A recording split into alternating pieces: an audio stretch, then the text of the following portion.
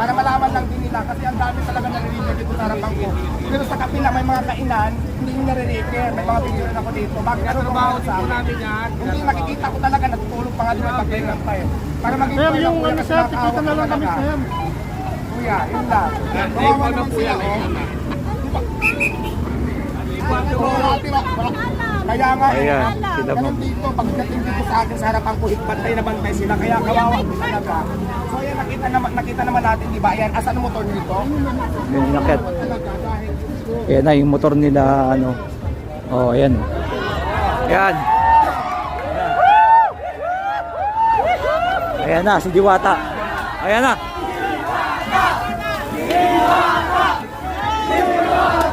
Ayan.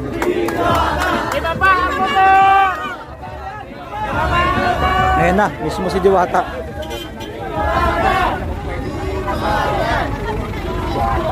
Ayan. Ayan o.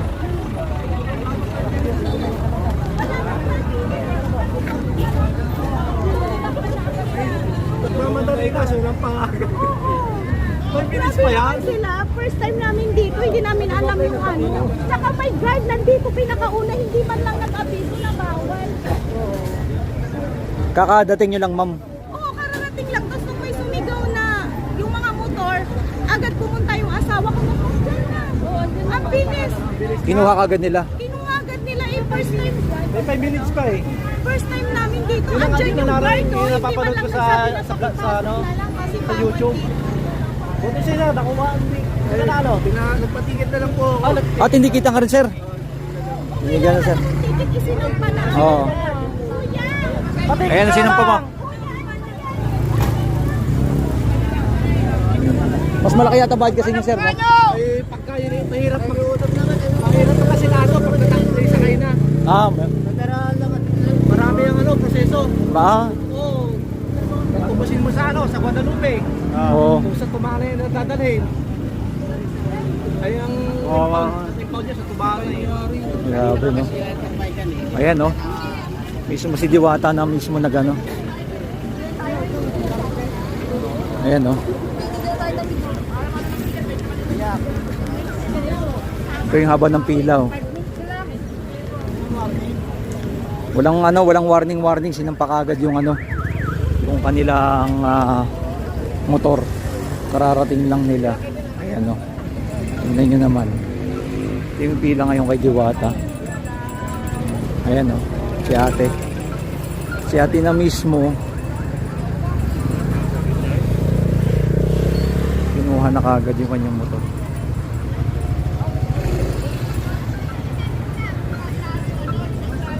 Haba na ng pila, oh.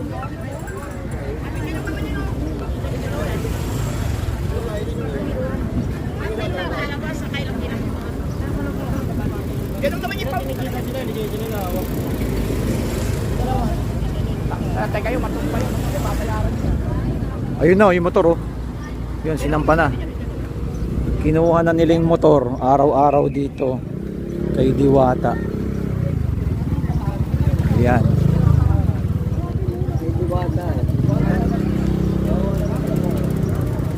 Dito talaga sa lugar ko, matagal ko na sinasabi to, hindi safe yung parking. Pero ngayon, first time mo pumunta dito, marami, pang ilang ka na sa humingi sa akin ng tulong, ibang wala pang kapatubos na awan tayo. So ngayon, itong promise ko sa iyo, sana hindi na maulit to sa lahat ng motorista. Magkano yung ticket mo, ako lang tutubos dyan. Sige. Hindi ko alam po yung magkano yan. O sige, puntahan natin mamaya, i-video rin natin. Tutulungan kita, ako lang tutubos po nitong sa traffic. Pero sana naman po ha, nakita nyo po yung video ko na wala pong question sa pagpapaalis nyo. Ang sa akin lang po, bakit sa kapila ang daming nakaparking, sa akin tutok na tutok ko yung daming nire-repair. Yung iba natutulog pa doon sa harapan, nakita nyo yung tindahan doon, di ba? So yun lang naman. Gusto lang namin magtanong, ano ba talaga, bawal ba mag-parking o pwede mag-parking? Kasi yung mga first timer, sinasabi ko naman, kaya lang siyempre hindi ko naman kaya i-monitor lahat. May mga nakakalusot pa rin talaga kasi siyempre busy ako sa tindahan ko. So yun lang, ito ate sige, tutulungan kita para matubos ko kung magkano man to. Yun nga lang, sa lahat po ng gustong pumunta dito sa akin, ang may sasabi ko lang po, hindi po masyadong safe yung parking sa labas, huwag lang mag-parking sa labas. At saka bantay na bantay po yung traffic pasay dito sa atin.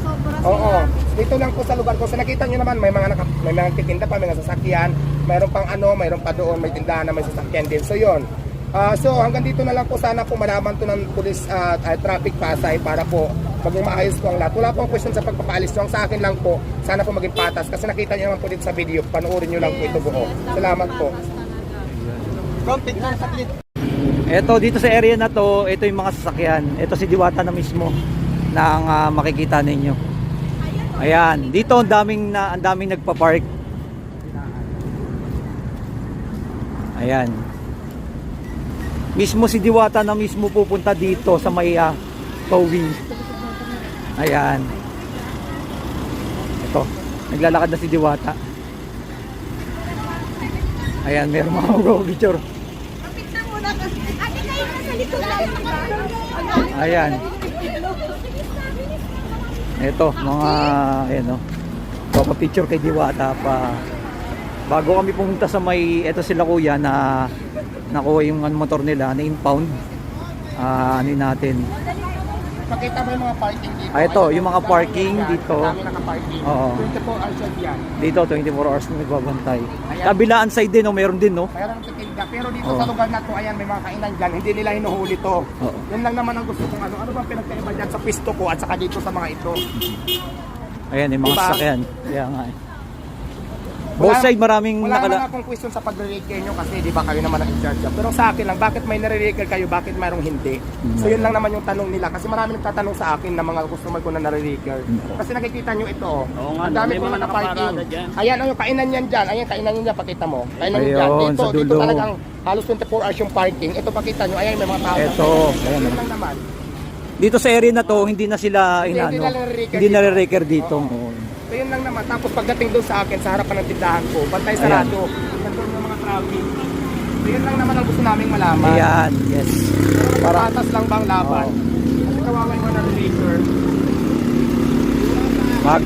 Magkakaalaman na. Magkakaalaman na ngayon. Kakaalaman na dito. Hindi ko yung galitin sa Ayan, oo. Dito na tayo. Nasa area na to. Alamin natin.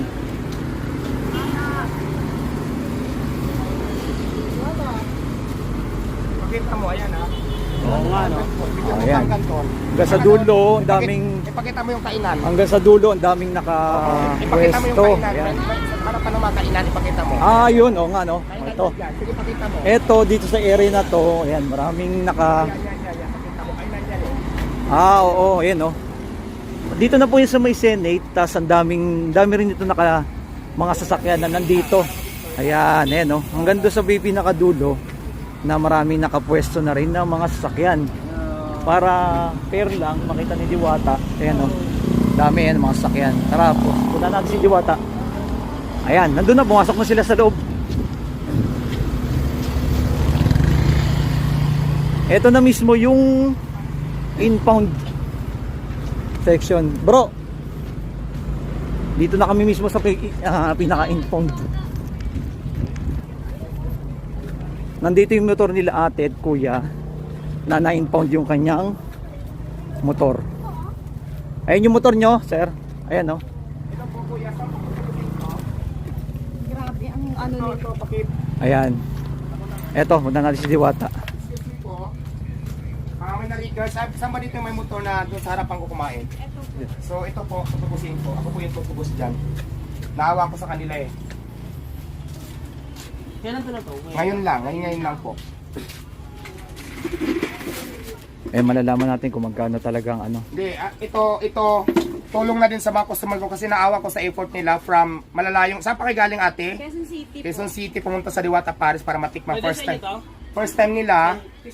So, ito tutulungan ko sila kasi ang dami na talagang humingi sa akin ng tulong na malapit sa akin na natuwing dyan sa harapan ko. So, ako naman, pag kaya ko, tutulungan ko pero minsan pag hindi, nag-humingi ako ng pauman. So, ngayon, may konting naipon ako pang tulong kay ate at saka kay kuya. Dalawa silang na-request. So, ito, tutulungan ko sila tubusin.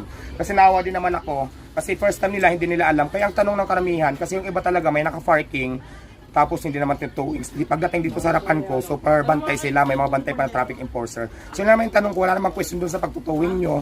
Ang sa akin lang po, sana patas. Sana parehas lang po talaga.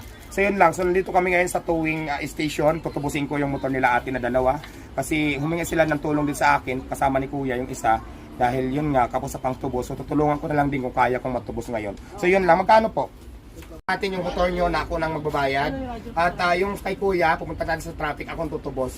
Bilang ano, sa sunod maging aware na lang tayo sa lahat po na pupunta sa labas po na gusto mag-parking sa Diwata Paris. So hindi po tayo safe talaga. Kung walang bakante doon po sa space ng parking natin sa loob, pwede kayo humanap muna ng parking area sa may unahan. Marami naman dyan parking. Huwag lang kayo paparada sa may harap. Ito na guys, nandito tayo. Dalawang ticket kasi dalawa. Isa yung natikita ng 2,000, isa yung natuwing ng 2,000. Plus doon pala sa Recare may bayad pa na 1,800. So maglalabas ako ng sarili kong pera ng 5,800. Diyos ko, mangutang na naman ako sa Bombay nito mamaya. Wala na ako pambili ng bigas. So ito guys, ito lang yung pera ko dito sa bag ko. So magbibigay ako ng 5,800 para po sa kaila ate bilang tulong. Sana naman po hindi na maulit-ulit yung kasi marami po talaga yung lumalapit sa akin na naawa ako kasi pumunta nga lang sila sa akin na galing pa sa malalayong lugar para kumain lang. Tapos ganyan ang nangyayari kasi siyempre hindi naman nila alam.